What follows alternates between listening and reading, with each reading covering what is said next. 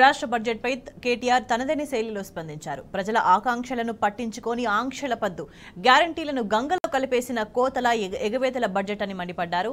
వాగ్దానాలను గాలి కొదిలేసిన వంచనల బడ్జెట్ అని, డిక్లరేషన్ను బుట్ట దాఖలు చేసిన దోకేబాజ్ బడ్జెట్ అన్నారు.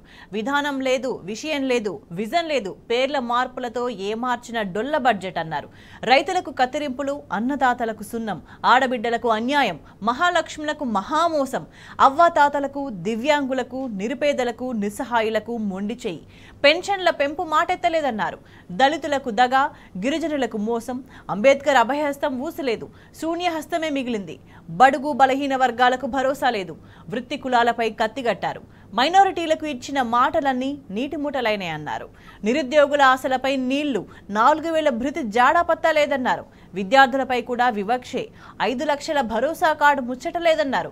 హైదరాబాద్ అభివృద్ధిపై శ్రద్ధ లేదు, మహానగర మౌలిక వసతులకు నిధులు లేవు, నేతన్నకు చేయూత లేదు, ఆటో అన్నలకు అండదండ లేదు, ఆత్మహత్య పాలైన కుటుంబాలను ఆదుకోవాలన్న మానవీయ కోణమే లేదన్నారు. మొత్తంగా పసలేని దిశలేని దండగమారి బడ్జెట్ అని కేటీఆర్ స్పష్టం చేశారు.